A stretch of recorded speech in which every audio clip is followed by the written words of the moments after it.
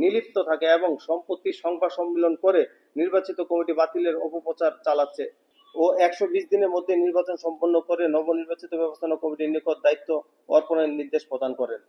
গণপ্রজাতন্ত্রী বাংলাদেশ সরকারের স্থানীয় সরকার পল্লী বিভাগের নিবন্ধিত বহুল আলোচিত একটি অরাজনৈতিক সমবায় সমিতি প্রতিষ্ঠান ছিন্নমূল বণিক সমবায় সমিতি লিমিটেড,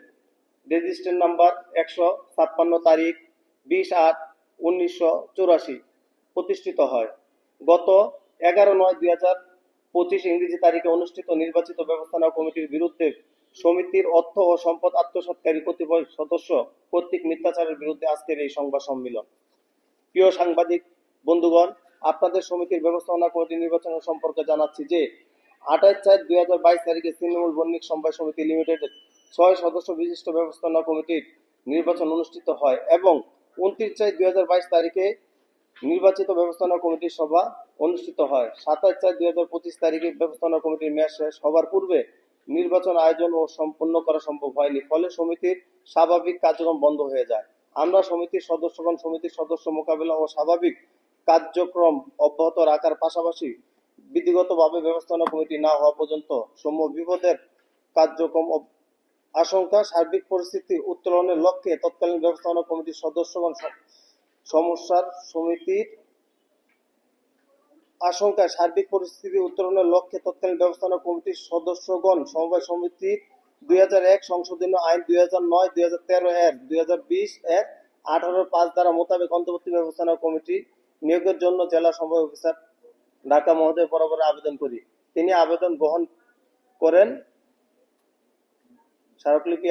তারিখ 15/5/2025 মূলে জেলা সমবায় কার্যালয়ের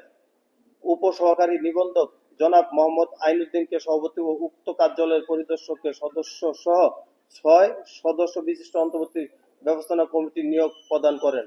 ও 120 দিনের মধ্যে নির্বাচন সম্পন্ন করে নবনির্বাচিত ব্যবস্থাপনা কমিটির নিকট দায়িত্ব অর্পণের নির্দেশ প্রদান করেন, যা পরবর্তীতে আদালত পর্যন্ত গড়ায় এবং আদালত নির্বাচন করার নির্দেশ অব্যাহত রাখেন। প্রিয় সাংবাদিক ভাই ও বোনেরা, এ প্রেক্ষিতে যথাযথ সমবায় সমিতি আইন 2001, সংশোধনীয় আইন 2002, 2013 ও 2020 এবং সমবায় সমিতি বিধিমালা 2004 এর 13(3) দ্বারা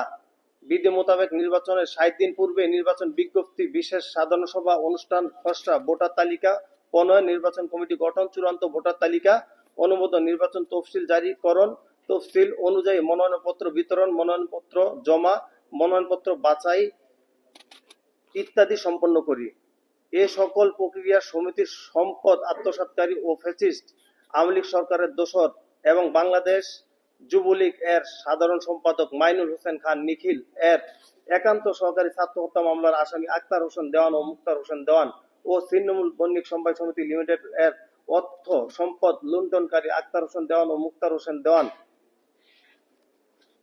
আব্দুল লতিফ দেওয়ান ও বাতিলকৃত সদস্য আব্দুর রব দেওয়ান নির্বাচনে অযোগ্য ও নিশ্চিত পরাজিত হওয়ার আশঙ্কায় নির্বাচনে অংশগ্রহণ না করে নিলিপ্ত থাকে এবং সম্পত্তি সংবাদ সম্মেলন করে নির্বাচিত কমিটি বাতিলের অপপ্রচার চালাচ্ছে। আমরা এর তীব্র নিন্দা ও প্রতিবাদ জানাচ্ছি।